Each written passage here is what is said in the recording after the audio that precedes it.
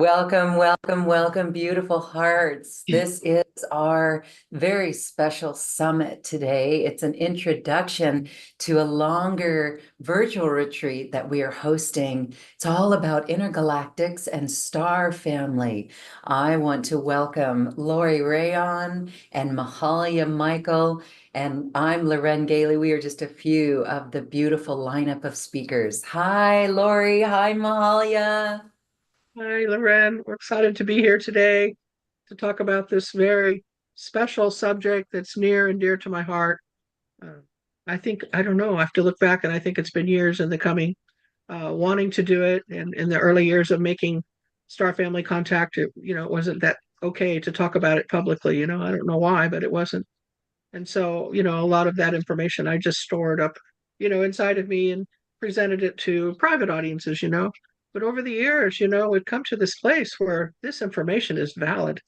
It's real, and people are really waking up to wanting to know more about who they are and where they're from prior to Earth, and how we can, while we're here on Earth, connect to the celestial benevolent star family and find out more about who we are. So that's what we're doing. We're very excited. We have these amazing speakers that are experts in many genres of channeling the different star families and the wisdom that the celestial ones bring to us, and it's all good. So welcome. And thank you, Loren. Thank you for having me. Thank you, Lori, for all of your dedication leading us up to this very moment and all of the courage you've had to be out there, Lori, with your work all these years. I'm so honored to be here with both of you, and Loren for creating the platform to let people understand, learn more, connect more with their star magic. It's very awesome. Absolutely. Yay. I really love it. And so, I think it would be wonderful. We're going to talk about the various speakers that are joining us. But isn't it amazing? Let's see in our Zoom audience, could you post if you've had an ET experience? Because this is very real. And my first experience was, and I'm going to share. Can we share? Is this good? I know, Mahalia, you've had experiences because you work with the whales. We're going to learn about the ET connection with the whales. And Lori, you've had experiences too. But I want to share my experience that makes it very real for me. And so this is exciting because this is disclosure.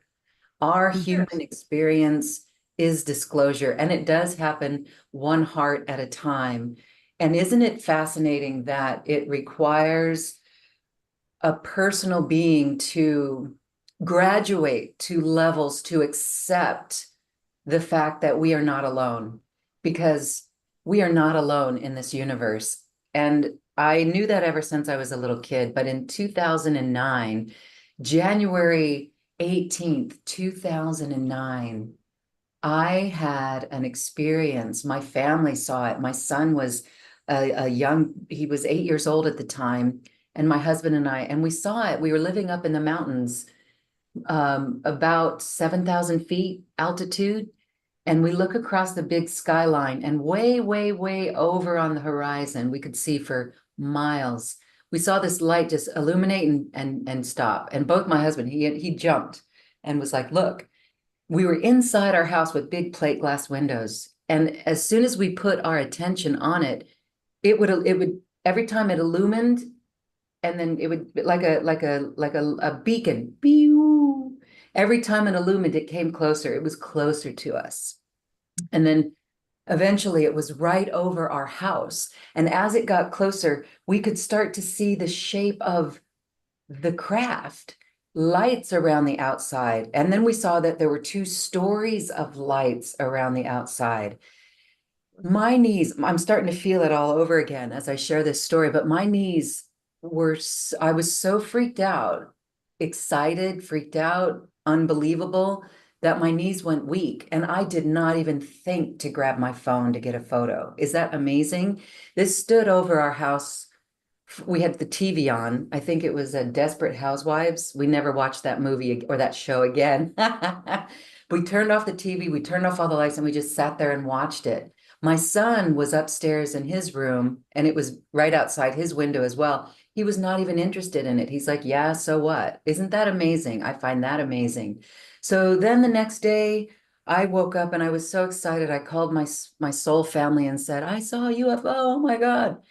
And it was really amazing. And my husband, who sat there with me watching the whole thing, because he didn't see it reflected in the news, he said, nah, it wasn't it, which I find fascinating. So I just want to share that 6 months later, I woke up in the early morning hours, a very vivid dream.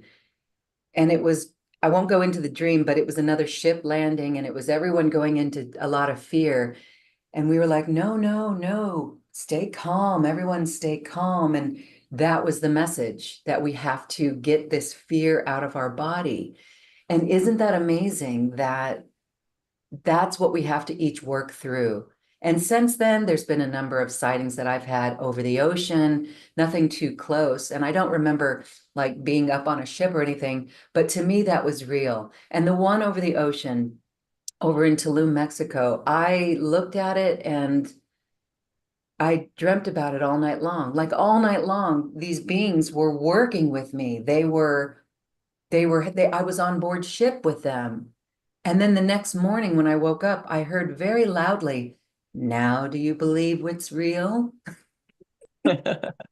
And so I just share that because that's my experience of the truth. And we all have those experiences. Isn't that fascinating? So, Yeah, Mahalia, I want to go to you next because it's a Mm, great story. mhm. thank you for that. I know it's just amazing, and I know I should share it. And something is just amazing that why do we not share Right. stories like that? Right? Well, it was the thing that, it wasn't okay to talk about it, or people wouldn't believe you or, but honestly, I think the light workers that are listening to this and it will come to our virtual summit really have come to a place where I don't mean this disrespectfully, but we don't need anyone's approval anymore to be our true Mm. authentic selves.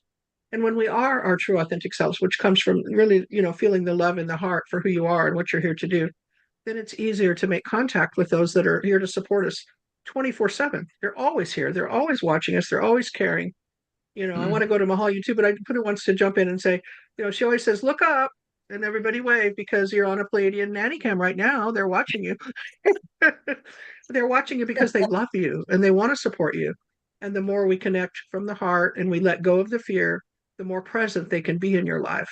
And what a blessing. So Mm. lots more to share on that, but let's hear from Mahalia. Oh, love your story, Loren. Thank you. And I was thinking of even when I experienced Archangel Melchizedek in my room when I was doing my brain trauma recovery, it was so natural. He stood there in his glowing blue robe, his crystal clear blue eyes, his long white hair and beard, and was guiding me to go higher up in frequency. He said directly to me, "You are below 400. You need to go to 420 and beyond." Speaking of the Hawking scale of consciousness and frequency, where a Right. thousand was right, Jesus and Mother Mary, and so he appeared, and it was so natural and normal. But I didn't chocolate up. I didn't, carry on with thinking, okay, well, I've got to connect with more archangels. It seemed to happen just randomly and naturally at times when I needed to have an ascension moment. So recently, Archangel Gabriel came in a dream state and took my left hand and left arm with his left hand and left arm and said, "We are now married." So I took that very literally, that it is our time now to not have to prove or get approval to be the voice of the invisible realm. And that's what Archangel Gabriel is saying. But the wild thing with the Lyrans and connecting with the whales and dolphins is it took six different different mystics over about a year, 1 year time span to keep telling me that I was connected with these beings, even because I could sense them and feel them, but I still didn't know, think it was me. Like there wasn't this connection somehow where, oh wow, they do want to talk with me. And so if people are listening and they think they've heard something or they think they've seen something, I want to say this is totally real and they do want to contact you. They do want to have that connection. So six different, I want to say, from medical intuitives to psychics to mediums, came to me, not, I didn't search it out, to describe the Lyrans in the exact same way and say they want to connect with you and they want to talk with you. Now, these people appeared over like months apart from each other. They described them the exact same way, tall like trees, white selenite crystals, super acoustic, super friendly, loving, deep, deep compassion, and here to help humanity with this big shift and transformation. So finally, I a few years back, I said, okay, yes, I'm going to listen. Please forgive me. I get that you really do want to get through to me. And so that has been the growth and evolution of Brain Bliss and the Lyran Lotus now that I've offered this scalar spa.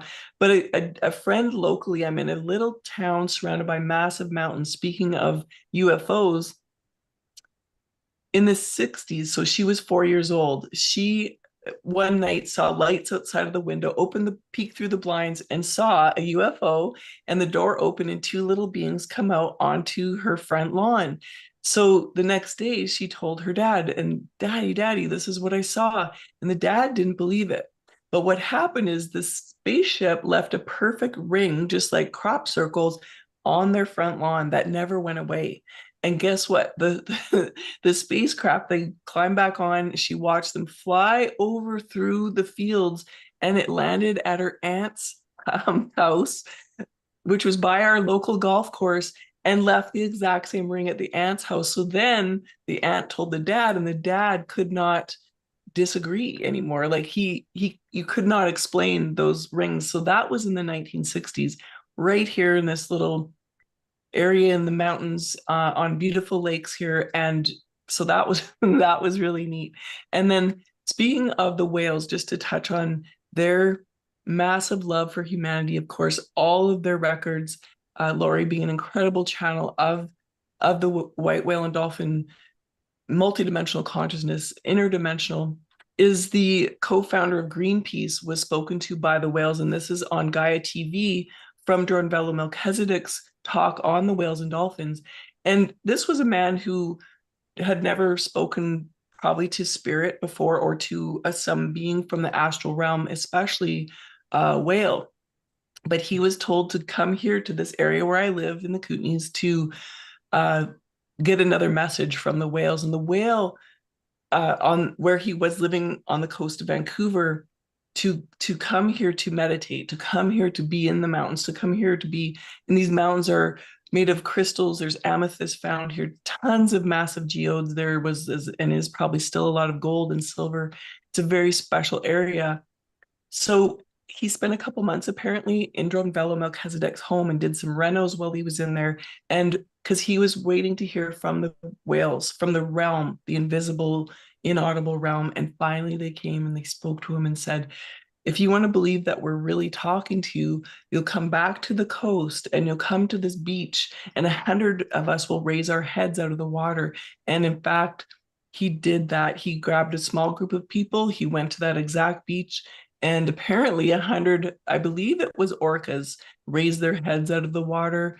And he then that day started Orca Labs, and then created that movement with Greenpeace and trying to protect whales and dolphins and, the ocean cleanup and that. So for someone like him to actually have that communication many, many, many years ago, they're all around us at all times. And this is how they downloaded to me actually to create my online school, write the book, get their technology out, get the power of their frequencies, their sonar, their music, their songs, how to map out the human brain when it comes to trauma recovery. It's their hyper, ultra, extreme, extraordinary intelligence. And so if we just open our hearts and our minds, all the archangels, angels, the mermaid realm and merman realm, the whales and dolphins all here. And I never dreamed to become a mermaid. I never tried to. It was totally 100% guided by spirit. And as much as I've even tried to stop being a mermaid, it's impossible, and it keeps getting stronger. So just yesterday, my first song was released, Distant Mermaid, with Liv Singh.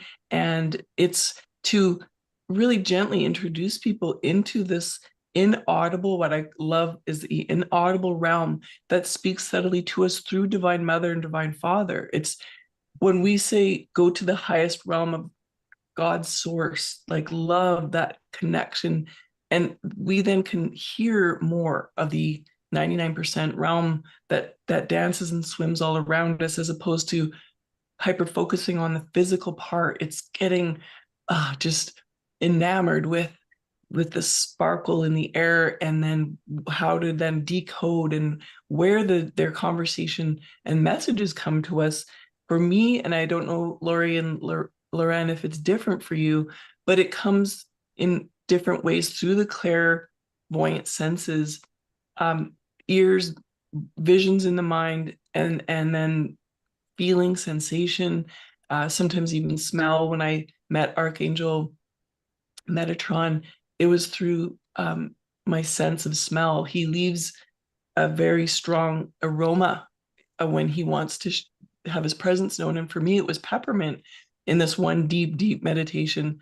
And it was incredible. So yeah, we are here, we are in intergalactic world, and it's time that that relationship was really made. And what I love is it's nothing to fear.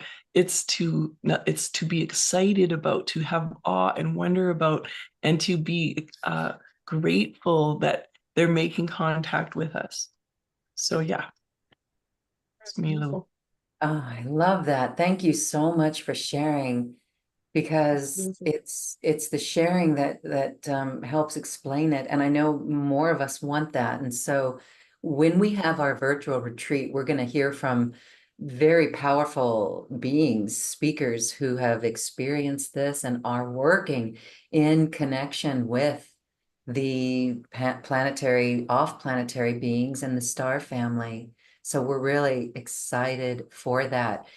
There's some questions coming in that we will get to in a moment. I did want to ask Lori, how about your ET experiences, your ship sightings? Yeah. Well, how much time do you have?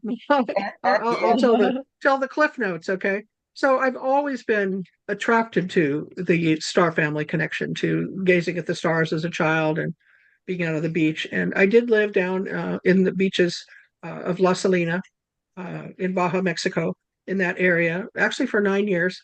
I commuted back up to the States during the last 4 or 5 years, but my primary home was there. And this is where it happened. It's just absolutely amazing. I'm trying to think where I can start. I was introduced to some what I call soul family members through one friend of mine on a trip when I went back to Nebraska to see my mom.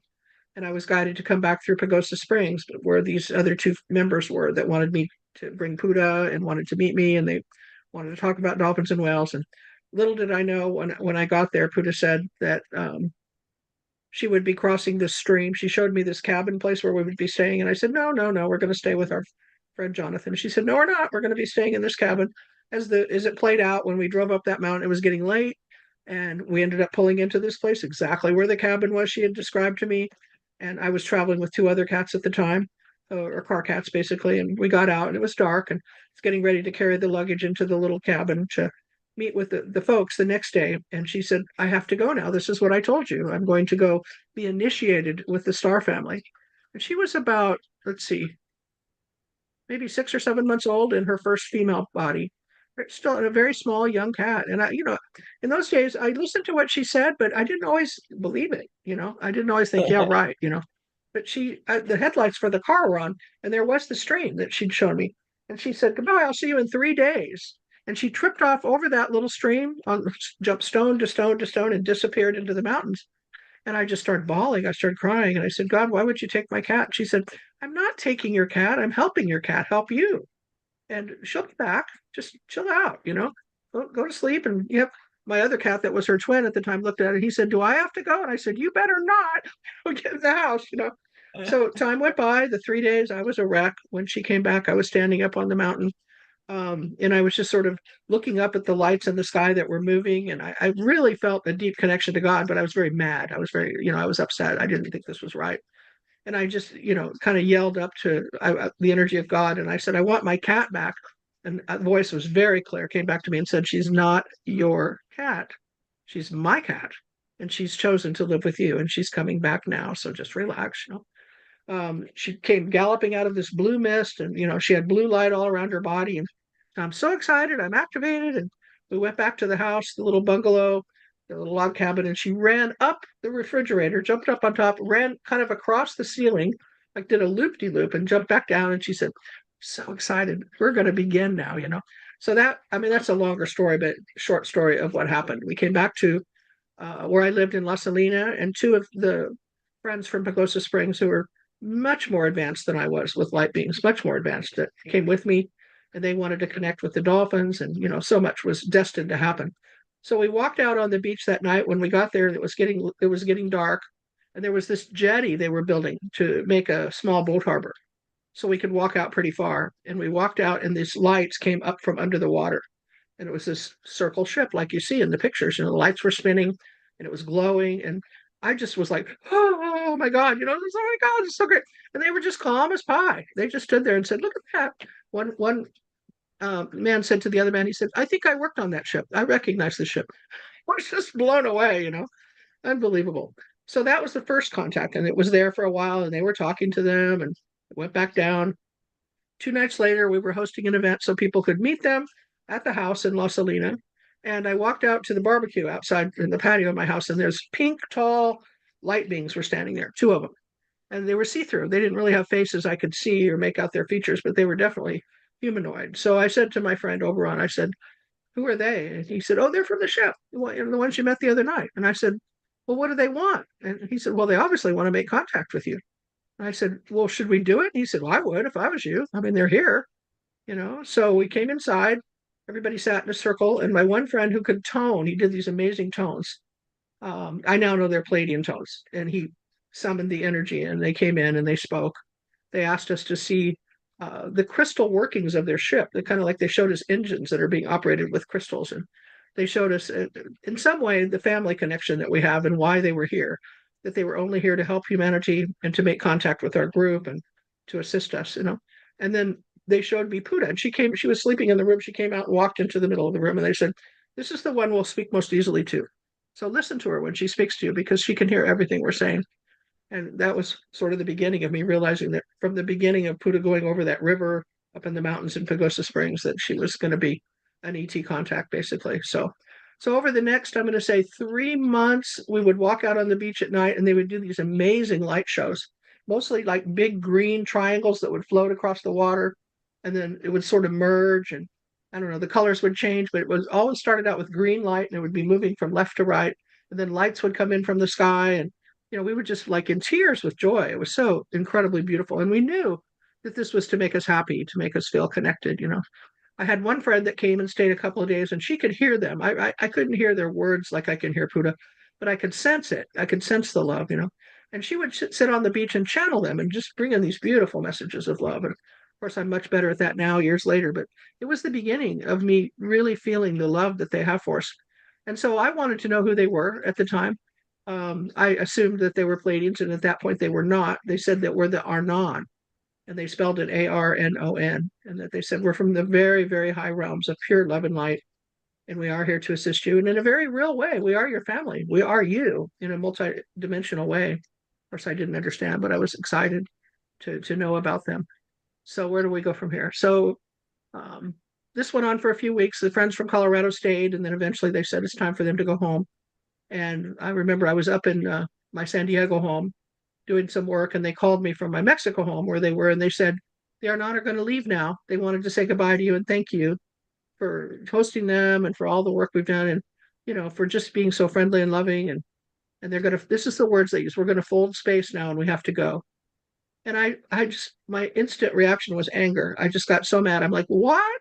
Like, we're just getting to know each other, and I haven't got to travel with you yet. And why on earth would you leave? I just got, and I just heard laughter. Everyone was laughing, and I'm like, oh my God, they're laughing at me now. So my friend Ken, who could hear them, said, okay. They said, well, if you don't want them to leave, they won't leave. Ask them to stay.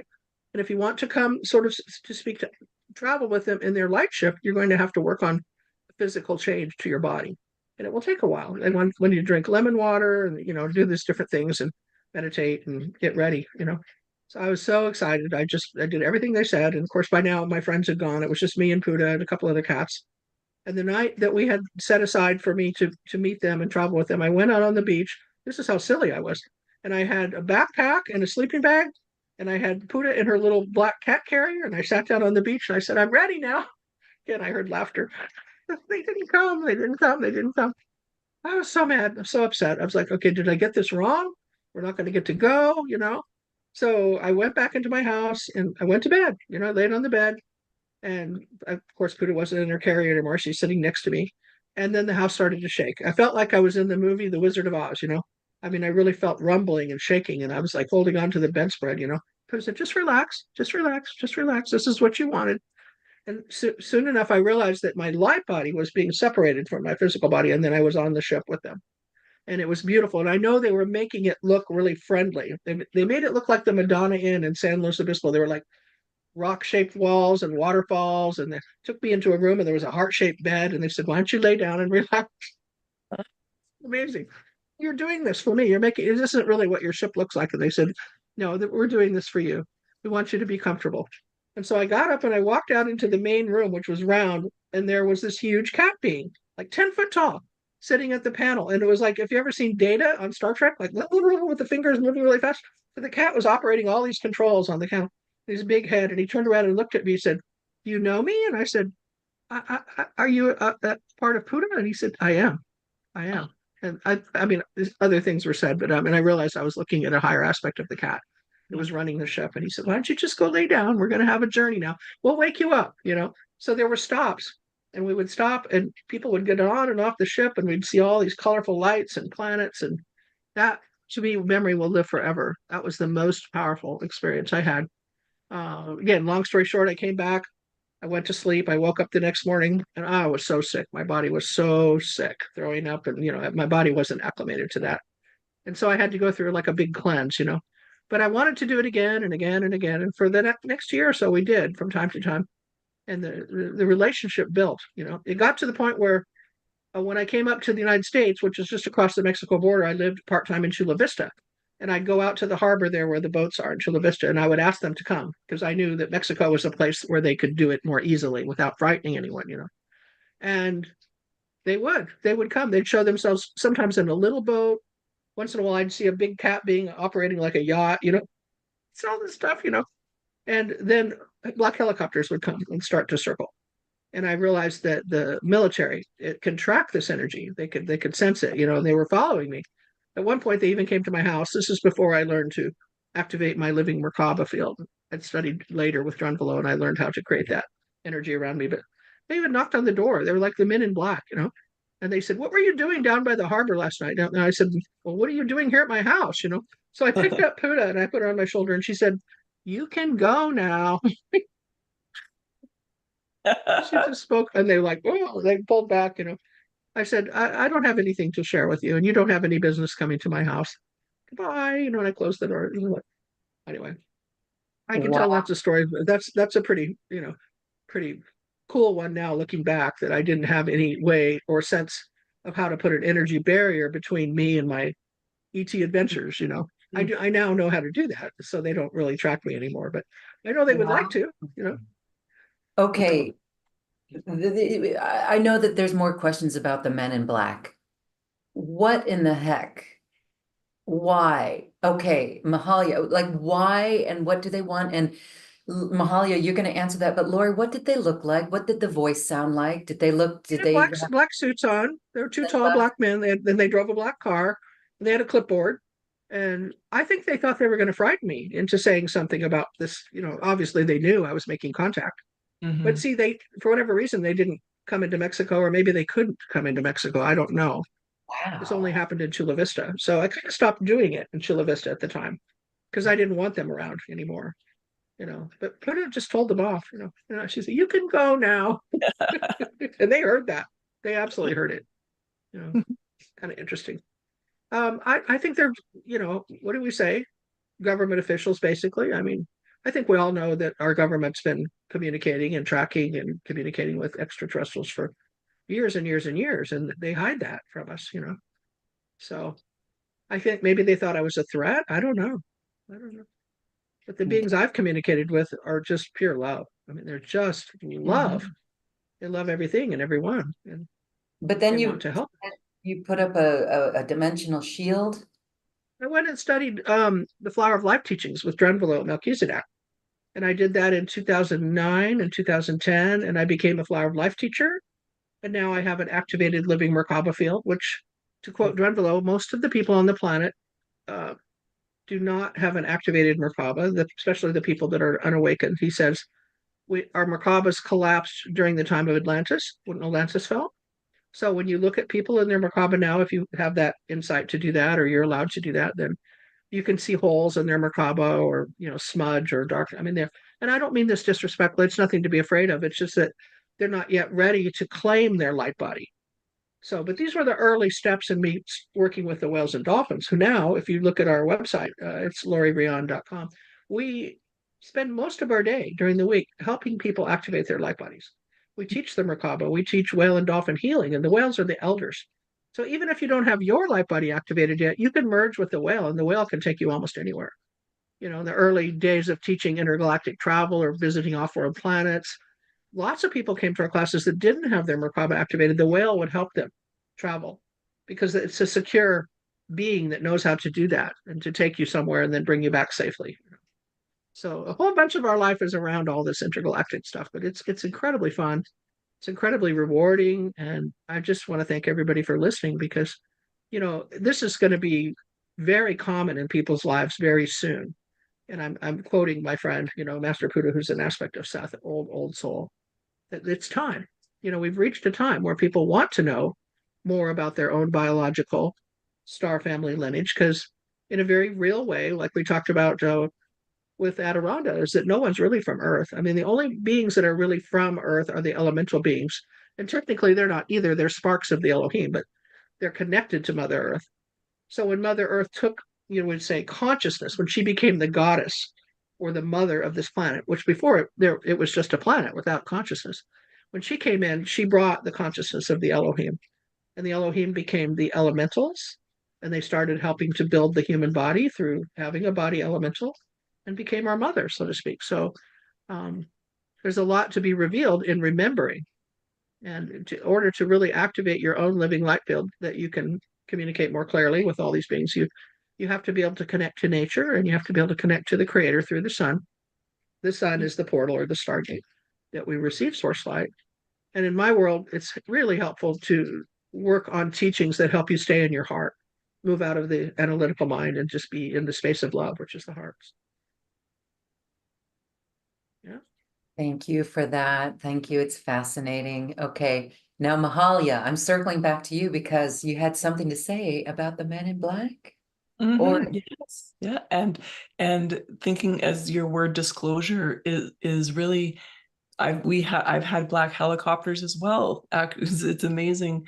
I was also in California and in Canada, so they're everywhere. But if you think of the movie, the very first Matrix, and the agents, and how Neo at one point, instead of fearing the agent, he became one with the agent, or he actually stepped right into the agent's body. So that's what the invitation is coming up here, as people awaken more, and they are going into that fearlessness state, just as Lori was when they showed up at her door. Is there just an aspect of the old yuga realm, of the old vibration, that's actually leaving the planet now? So a couple weeks ago, I had a dream of a black box in my brain, because I've been wondering, well, why is there just still so much suffering on this planet? Why is there so much just devastation and crime and worse things happening? And we're just at this critical tipping point. So it's the dream of this black box in my brain. And I never dreamt of a black box, but this is how Spirit and Divine Mother gives me a lot of guidance and downloads, is through my dream time. And then the connection to the light body. Before I say that, I want to back up though. Speaking of the Merkaba as well, in the light body, the whales showed me that, as they are the keepers of all the Akashic records inside of us, so as above, so below, as without, so within, is our rose records, like all of our codes and information for all of our lifetimes, all of our multidimensional embodiments, and where we are from, say, the Pleiadians to Lyra to when we were connected with the Lemurians and the Atlanteans. All records are in here as well. So the whales showed me that when we sound, like we use this body instrument, we vocalize ha, or we do the ut re sol la, we do the solfeggio scale, ut re mi fa sol la, and then om, we can actually give birth to a stronger energetic light field, the Merkaba, the Taurus, your toroidal field. So that's another way to strengthen. Just a little tip there is sound, sing, connect into your medulla oblongata, the mouth of God. And the zeal point chakra that comes in this way is where we receive more information from source, comes about where that soft swirly spot is, where what you had as a baby. That soft swirly spot is a portal. So creator wants to help you connect with the higher realms, and so let it come down in here. And when you sound again, you can support your strengthening of that light body. But this black box, I got up in the morning and I Googled, and actually what was in the black box was my wallet. It was just swirling around for some reason. And then I discovered the Tesseract black cube, which is from other guidance and downloads I've been given, that the world had been kind of encompassed by what we'll call a dark black octopus type energy. And not that we don't love octopus, because they're the most intelligent, most sentient, the only animal really with 9 brains and 3 hearts that we know of. And each leg of their 8 legs has a brain on its own. They're incredibly intelligent and so worthy of our love and our dedication to protect them, actually. But this is an energy that has been, if we wonder, well, why is there still war? Why is there still suffering? There's been an intelligence that has been, this is my version, it may not be anybody else's, but Molly McCord, a great astrologer, actually confirmed it as well. There's this blackness, men in black, and you'll see in many Hollywood movies a black octopus with red beady eyes. And it has to do with this shadowy realm that has been kind of incubus, succubus, getting all the gem-like energy from this divine mother that we're on, this holy heavenly earth. But it is shifting now. So when I picture this black octopus, I picture myself tickling its belly. And so that it becomes more rainbow-like. It's not to be feared. It's just that, let's just say, if we're talking spacecrafts, we're talking cosmos, we're talking multi universes out there, and starships. Well, we just happen to be a landing pad for this darkish, blackish type octopusy energy that some people do like, that dark world. And so the Tesseract black cube comes from the 5 rings of Saturn, apparently. And that black box is it's a monument and a piece of art in many key cities around the world. If you Google it, you'll see them.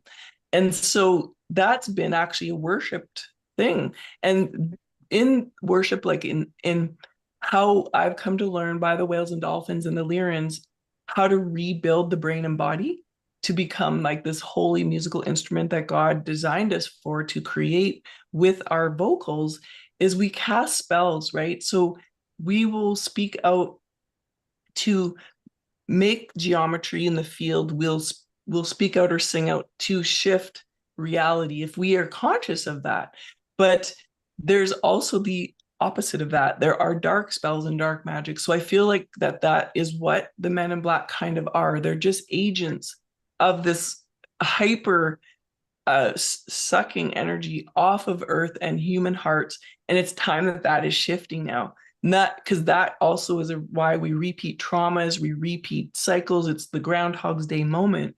And here we are coming out of it. So now is the perfect time to join us on this intergalactic summit and be empowered and get more aha moments and say, oh, whoa, okay, yeah, I can openly and safely now share with my community that I did see a UFO, or that I did connect with a Pleiadian. Like, I was living in my motorhome in a few years back on the ocean, just really meditating a lot with the humpback whales off of the Pacific coast here. And one day it was actually nighttime, a Pleiadian pink being tall pink being came into the space and was holding 4 round discs.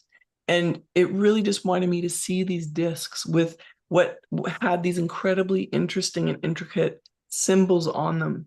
And the one symbol looked like a bit of a V, like if you would to look at the palm of your hand, how the lines come together and cross.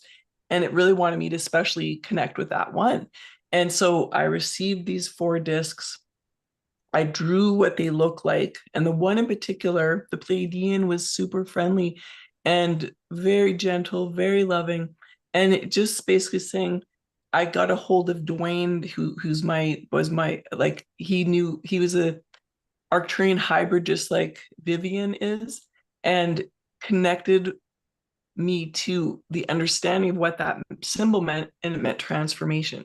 So the Pleiadian was saying, okay, prepare. You're going to transform. You're going to help others to transform. It is time. This was, I want to say, 3-4 years ago. So yeah, let it come in now, and at the same time sing out and sound out. And as we're saying, it's this realm is endless. Like they're and so as you speak, as you sound out, as you release the old vibrations, there's these tipping points that do happen. There's also retracing. That is where the body heals in reverse order. It was ever hurt or traumatized. It can happen instantly. So you can have miracles. And then as you free up that shadowy realm, you will no longer really observe it. Just as Lori said, the strengthening of your Merkaba, the activation of your heart portal, being more loving, the use of your mouth of God, the portal here, the medulla oblongata is the lower part of your brainstem, connected with your rose garden temple, your C1, C2. So your body, your spine has sacred sites in each vertebrae, and there's 33 vertebrae, which is the codes for the whales. So you're actually like a whale embodiment, and you're connected with all this water that we're surrounded by, this water vapor. And I just really want to give everyone encouragement and hope that, yes, it's been dark, it's been scary. You've had a loss, and there's been grief and anger and rage at what is happening. Like even not far down the road, there's old growth trees that are still being attacked, basically. And it's this impossibility of how can people keep doing that? This is sacred earth. So trust in your, what you're receiving, and be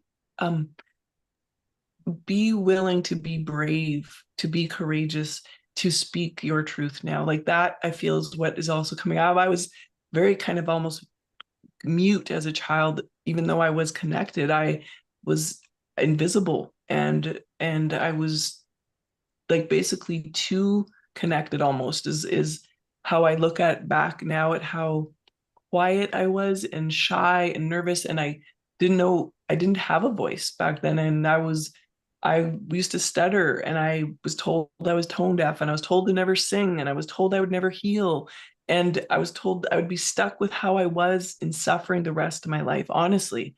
And no, sing, let it out. I was told I couldn't even dance, but I created a dance fitness DVD. I now, just am recognized to create miracles with the human instrument. And it's not me doing it. It is God, creator, through me to you, to whoever's receiving. And you have the same gift and the same access. We're all now accessing that.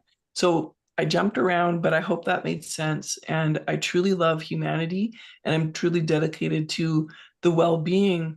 But as I'm just to wrap this up, I just heard a beautiful transmission sharing like the heart of Divine Mother and the heart of this planet, this golden being, this deity, to be honored, protected, worshiped, to be loved, to be respected, to be adored. She serves us, she feeds us. The great central sun, the grand sun, the King Ra, King Ray, coming down. This is our portal up. So connecting, as Lori said, with that sun from Earth, and that she's good. She apparently, she is divine eternally. So if we accept that she's divine, her divinity then feeds our being so that we become, and that confident knowing that we are also her children and divine. There's deep down nothing broken with us. It's more and stepping into an embodiment of that divinity and then speaking, sounding, singing, creating white spells, casting sigils and cymatics into the realm, the geometry that moves mountains, that creates the miracles, and trust it and go with confidence. Yeah, so that came through. Love, love. Thank you. That's beautiful. Beautiful. I so appreciate your insights, your experiences, and the great healing story that you represent for all of us. You know, it's possible. Mm. Absolutely possible. No limitations. Beautiful. Getting pushed here from, my partner, some of you know, is Master Kat Putta, who's an aspect of Seth, and the wisdom and teachings of Seth will be a part of the summit, especially when we have our presentation. But she says the other star races that are watching and looking for you now, they want to support you. And they really are our brothers and sisters of light, just existing in a higher vibration. And in their history, they have played with the dark and the light, similar to what this planet is going through now. And they have cast off the dark and chosen the light, have ascended, moved into the higher realms where they've become emissaries. Um, they say the pathway for our destination is the journey that's going to be accomplished by our own making. And you wouldn't be here listening to me or to any of us if you weren't on that path now, that you wanted to work with your own frequencies to change that which is apparent for you. Seth says, on a positive note, I can tell you that if you want to make contact with your benevolent star brothers and sisters, all you have to do is move out of fear, because they cannot come to you if you have fear. They won't. They absolutely won't. They will never change your belief system through their own influence. They'll only just stand there and wait for you to change and for you to open the invitation from your heart to make contact with them. So for me, it happened in the beaches in Mexico and Baja, and some down here in San Diego. And of course, I go time to time to Sedona, where it's really easy to make contact. I know some of you know about that. You typed in.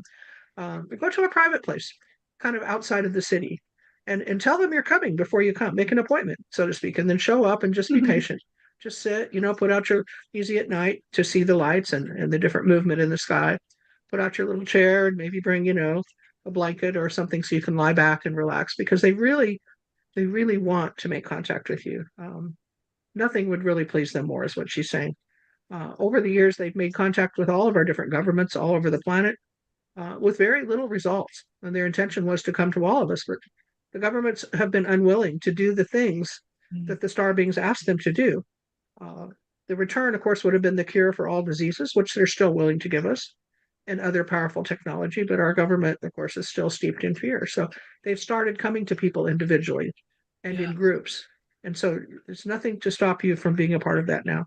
If all goes according to the plan with the free will zone, it will be very difficult for the dark beings to hold on much longer. Remember, it's free will choice. I mean, all of the beings are loved by God. No one is loved more than another. They're just making different choices than you are. And they will find their path, and they will go to a place that's perfect for them to play out the duality. But for us, the planet is being cleansed of the lower energies, and Mother Earth is healing. And they would say to you right now, we would land, on the White House front lawn right now if we could come to a planet where people aren't killing each other. Uh, people would try to shoot us, or people would have so much fear. So when we can transmute that, then we can have more of a disclosure for the masses. But there's nothing stopping you from having contact now, right now. Could start tonight, could start tomorrow. So part of this summit that we're doing next weekend is to pave the way for you to feel comfortable to connect with like-minded people, and certainly with your star family. And if you're willing, to open your own Akashic records, that's part of the presentation we're going to do to find out who they are, with some guidance. For years and years and years, I thought it was a Sirian, because the Sirians, the dolphins and whales, are from Sirius B. At least in this incarnation, they are. Before that, they were from a different world, but that's where they are now. And they're master geneticists. They help build our bodies and they help heal us. So I thought, because I work with them, that's who I was. It took years to figure out that I'm not. I mean, I spend a lot of time there in my energy body, but I'm actually from Orion. And I didn't really know that until I went out on the Hopi land in Arizona. And I sat in the Hopi, if you don't know, uh, Indians, the tribe built the Orion star system on the earth in villages. They laid it out. So you can go to village and you can sit on the 3 stargates, basically Hopi Village 1, 2, and 3, and you can connect. I mean, I would recommend you do that even if you're not from the Rhine, but the energy started to come through and the messages, and over time, probably in a couple of weeks, I got a whole new view of who I am. And then an emissary came and spent some time with me and told me about this lifetime, more about this lifetime. So it can happen. That's why we're here. I'm not saying we're better than you or we know more. I'm saying what we've been given, we want to pass on. You receive wisdom and love. It's appropriate that you would pass it on. So we're in the presence now since the precession of the equinox, since 2012 now until 2030. And this is the main window that we waited lifetimes for, to really see the shift of the collapse of the patriarchal energy. Some of we're working with the dragons. We'll talk about that, or helping. We're so supported and loved. And God bless the Arcturians. Vivian's Arcturian. Some of the people that are our speakers, they all have really wanted to be here today. I should say that. But almost all of them are teaching. We have 4 of them in Australia right now that will be in the summit, and they've all expressed their interest to be announced, and so we can do that. But coming from Australia in the different time zone, and they're teaching this weekend. And then Anne Rita is teaching in the UK, and they're all here in spirit, Marilyn with Adironda. And they're all going to just give this incredible presentations. But just because they couldn't show up today, it was because we chose a date that was just really kind of, unfortunately, unavailable to some of them. But they're here and they're representing their particular ability to channel these different star beings. And I'm going to mention again, the Arcturians are they're the galactic fleet. They protect our planet, they protect us. They won't take your free will away, they won't do it for you, but they will protect the world itself from any maladies or anything as we go through this shift. So, when people ask me about darkness or pain or are you afraid, I say, no, I trust the fleet. I've had lots of contact with the Arcturians and now meeting Vivian. We're all okay, you guys. Everything's okay. Okay, just stay in your heart, stay in the light. You wanted to be here right now, Seth says, to experience the grandest lifetime of them all, to see this world birth back into light and love, into a 5th dimensional reality. You wanted to be here. So enjoy the ride. Okay, we love you all. Thank you. I really do love that. It resonates so deeply with all of us. And again, I want to reiterate the concept or the idea, the notion of fear, because I'm going to go back to the story that I shared of my experience, contact experience, and the dream that I had 6 months later when I woke up startled. It was a dream that was transforming me out of fear. That was very clear to me. And in the dream, I was assisting people who were freaking out, and we're saying, no, you cannot freak out. But in our planetary upbringing here in this paradigm, the fear is inbred, it's programmed in us. So again, Lori, that makes perfect sense that we have to transcend that fear. We have to be out of the fear. And again, that's the dream for me. And in fact, it was almost as if they were working on me. When we were sitting there watching that light on top of our house, and then, when it ended 40 minutes later, it was all silent. It went really bright and then it just disappeared. They were working. Now I realize they were working on us. They were working on me and my fear. And it took some time to integrate. So I find it fascinating. And we don't have to be in fear anymore, because the work that we're all doing is actually helping to transmute that fear. Do you both agree? Yes. Yeah.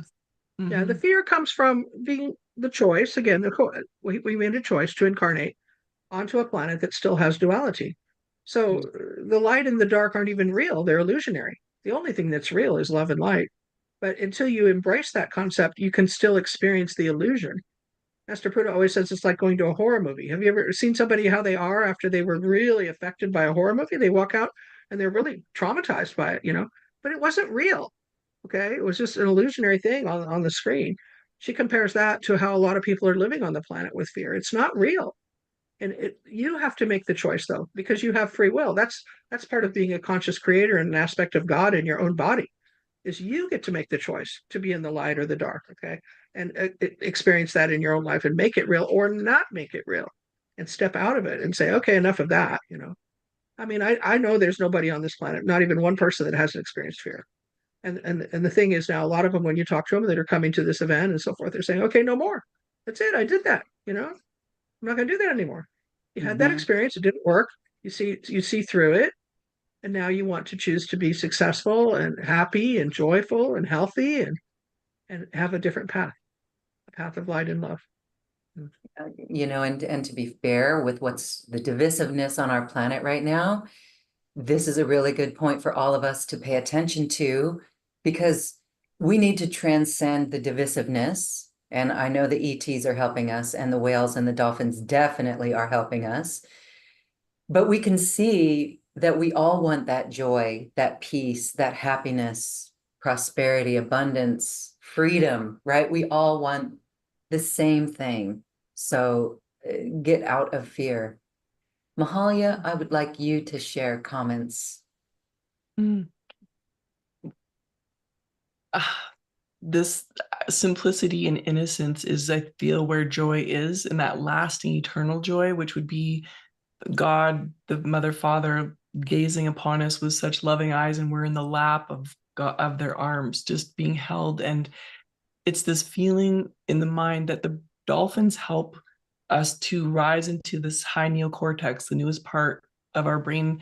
Perhaps it's actually like our dolphin brain, let's say. So their big, big, beautiful melons is where they beam their light from, would be like our pineal gland beaming our light out and getting the stellar information out here and bringing it back inside here to create more joy. So if we think of dolphins and how they're smiling all the time and they're truly playing out it free in that ocean with their families, their communities, their loved ones, they're singing, chirping, whistling, and that we start to do that as a collective humanity. And we come from up here because this higher brain is where all of the deep medicine is for the brain recovery, for brain power, for the neural pathways to be strong. And it's like a party up here, actually. So think of champagne bottles or the DNA, which is multidimensional, full of infinite different color tones and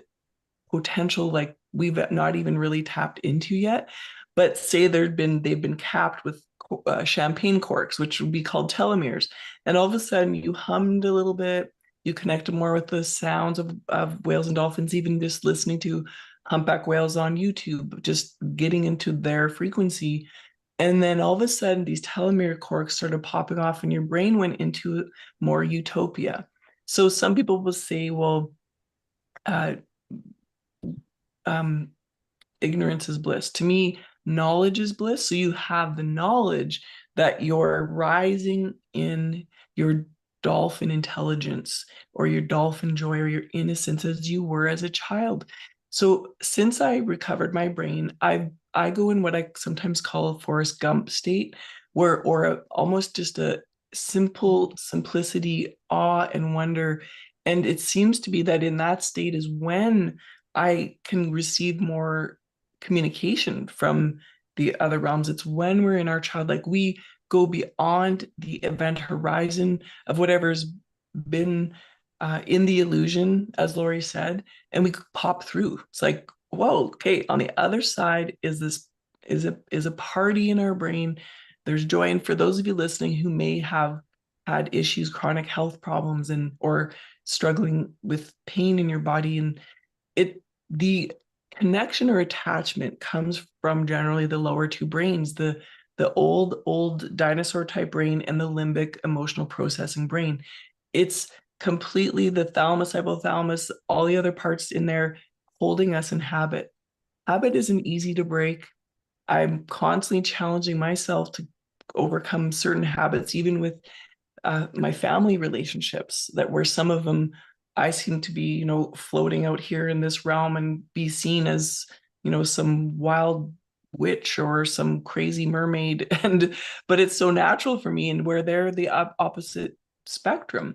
So instead of being in the habit of where my thoughts and emotions might go around to that person or people, to come up here to start to see from a dolphin's high frequency perspective, which is that if we're in joy, we've actually collapsed the illusion. And I feel that right now, this month of October, I love that our summit is this month, because it's actually about mirroring things right now and doing reversals. And so say we see the man in black, this is just an example.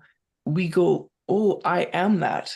How about I am that? So I then can become that, and it reverses upon itself, and it actually disappears into out of the illusion, out of the chaos, and then the next thing gets created. And it's similar to how the whales and dolphins taught me about clearing trauma in our biology. If we look at it from a musical perspective, we could say the men in black or black helicopters or darkness, or whether it's real or not real, was a deep delta frequency. We could actually say it's the sound of the blackness of creation, of the womb, even the womb space. And in that delta tone, in order to create a reversal or to create new life, because we collapse something, we create new life again, is with the whale tones, because those are delta tones. So they will then mirror that. It's homeosonic medicine instead of homeopathic. Just think of it as sound medicine. Then it collapses itself. It disappears. It's called a countercurrent. And when we do this collapse, we then reach our miracle frequency. So everybody in their body has their own miracle frequency. And when that starts playing, then more joy also, and love and light lifts up. And it doesn't mean I feel that we understand our dark realm, and then we understand our light realm. And there's a relationship that happens where, to me, the darkness actually was misdirected primordial sexual energy. It was, in fact, almost like demonized. We are shifting that to our sexual primordial energy becoming sacred energy. So then that's the deep fertile soil of Mother Earth. It's her womb. And we're going, okay, I'm going to meet that. I'm going to rise up in this body temple and connect that way. So coming to the higher brain, innocence, dolphin-like, happy-like, swimming in this ocean, and then more of your aura amplifies out here. It helps your Merkaba to, redesign and reconfigure. Balance. Right. Yeah. Right. Yeah, the whales and dolphins say their abilities are sonogenetic.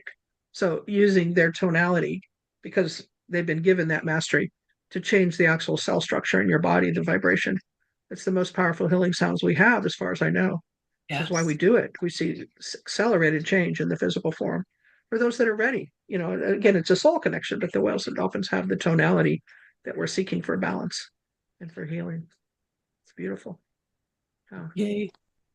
Yay, protect all whales and dolphins. I visualize that our ocean's all cleaned up, and that the whales and dolphins are free and thriving, and that the earth is becoming her garden again, and heaven on earth is here.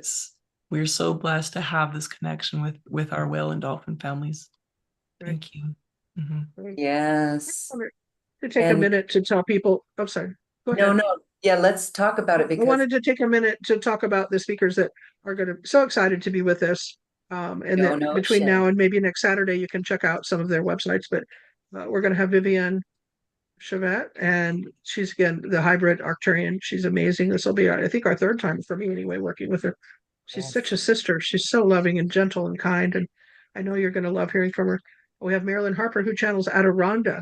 And Adiranda is this group of intergalactic sentient beings of love. And she's funny and joyful and happy and has a lot of solution energy, I call it. She's going to bring us so much greatness. And Rita Melchizedek, who channels the Pleiadians and the codes of light. She'll be coming in from the UK, and of course she's teaching today, but we've worked with her. She's so amazing. We have Mahalia, who you're getting to know. We have Julianne and Prageet from the Stargate Experience, and they're again in Australia doing an event right now. But we've worked with them for many years. I met them as being a part of the Cryon team and traveling together when they would bring in the big Stargate. And he channels, well, they both do now, channel Alcazar. And Alcazar is so loving and fun. You're going to love it. You're just going to love it. And then Joan Ocean. Joan Ocean is the premier whale and dolphin communicator, I guess you'd say, for 30 some years. She lives on the big island of Hawaii. She's dedicated a lot of her life to working with dolphins and whales, and we're going to be showing part of her new film called Ocean, which is the third part is dedicated all to her extraterrestrial contact over the many years. and how that's changed her life. So, and then we have Michelle Karen, the quantum astrologer. Michelle is just going to rock your world. She's Cryon has designated her or acknowledged her, if you will, say, as the quantum astrologer. She is really tapped in to how, the planets and what's going on right now can affect you and how we can use it wisely. And then Lori Spagna, she's also an animal communicator, like myself, is internationally known, and she channels the star beings. And Alicia Power. Alicia Power is well known for her work with the divinity. Lauren, do you want to say anything about any of these speakers that we're going to be working with next weekend? It's such an incredible lineup. I'm very excited for all of this. And as we're talking, Joan Ocean has actual ET experience with the dolphins. So she was out on a boat, and they all of them witnessed a huge ship that came, and she tuned in and said, "Why are you here?" And they said, we're working with the dolphins or the whales. It was the whales that they were communicating with. So I find that so amazing. And she also has some incredible experiences in the water. And that has been corroborated by other people who spend a lot of time in the water as well, including Mahalia. But she has seen some remarkable things. And that is in itself, Joan Ocean is disclosure, if you will. And I find it fascinating. I'm getting goosebumps because both of you who are here right now communicate and access the wisdom of the dolphins and the whales. And yet that connection with our brothers and sisters on an extraterrestrial level is amazing. And so when we watch a segment of Joan Ocean's movie, we're going to learn that the whales are pure thought. And that's a multi-dimensional, interdimensional aspect. So that's really amazing. And again, all of these speakers, we love them so much. The channeling of intergalactic beings, the wisdom that can be gained from all of this is so beneficial and helpful. And I really believe it's validating our own experiences. It's helping us tune into the wisdom, as Mahalia was saying, with our sacred rose temple and our brain, that we all have this within us. But as Lori mentioned, we need to get rid of the fear. So this is helping us open up to our galactic skills, our galactic and star family. I'm really looking forward to it. We've experienced these speakers before, but to have them all in a weekend is beautiful.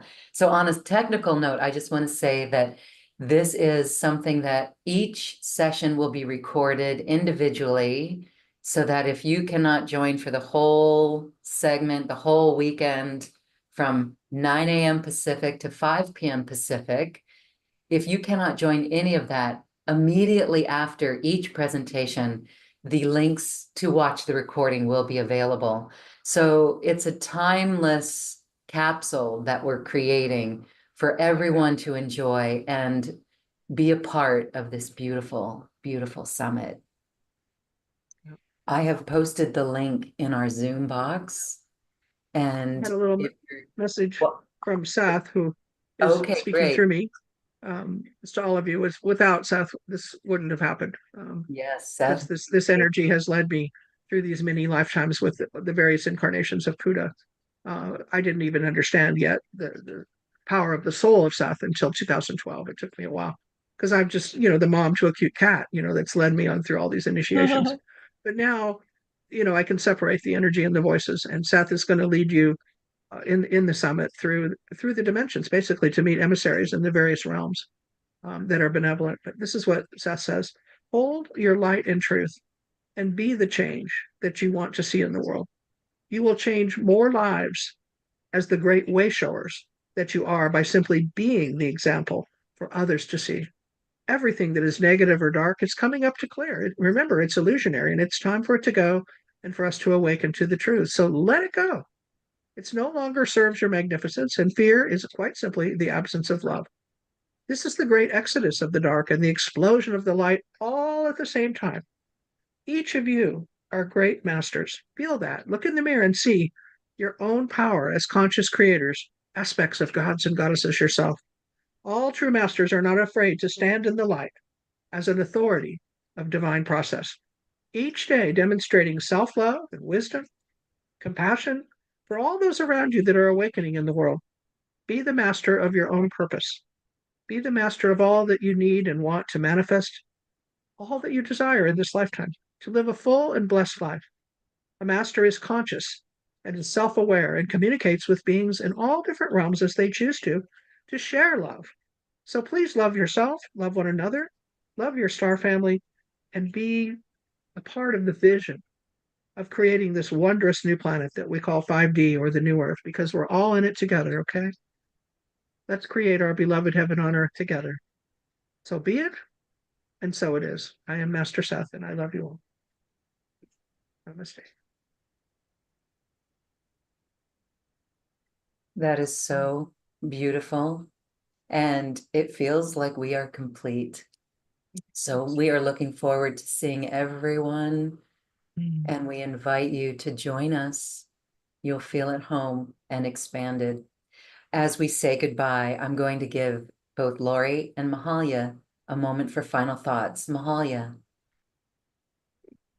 Bless everyone listening. May you feel safe, loved, nourished. May you feel connected with the divine at all times. And may you trust your connections. May you feel your guides and angels serving you. Yours are unique to you, what you experience, how you experience it.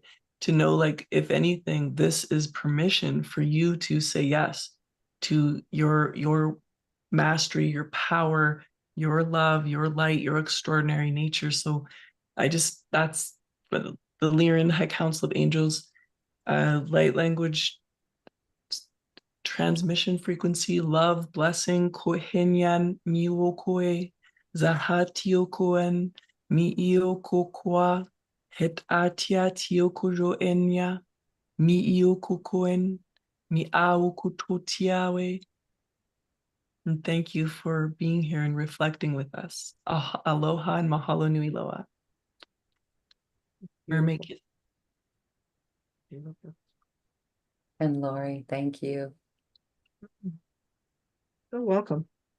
I'm just feeling that, the guidance that you would receive to attend a summit like this and to spend some time, opening up to off-world emissaries to really hear the truth and the wisdom of these various people who are channeling the truth. They're channeling ways for us to become more, to tap into a higher vibration, which is our true reality, to explore, as we said in our marketing, the tapestry of your life, the multiple lifetimes that you've had, and to awaken the dormant DNA, which is really your library of wisdom. We all have lived lives of complete illumination. We've all lived lives of pain and hardship. And as we spin all that darkness out, we let the light in, and we go into our own library, and we awaken those Akashic records that can become very real. The star family and the whales and dolphins, who are our quantum cousins, we're related, can help you do that quite easily. So this helps you awaken to that true knowledge that you carry within you, where you don't have to live in duality anymore. In fact, you'll find yourself making these choices quite easily. So again, it's about coming from the heart and feeling the soul of love, which connects us to our own divinity. Many blessings. Have a wonderful week. We'll see you Saturday, hopefully. Okay? Beautiful. Thank you, Mahalia and Lori, and everyone for joining us. This is how we transcend into unity consciousness. Thank you all for joining us. We're looking forward to seeing you in our virtual retreat. Namaste. Bye. Big hug, everyone. This has been a presentation of New Earth One Network, your home for New Earth living. Access information, education, and videos on living from the heart in unity consciousness. Visit newearth1.com.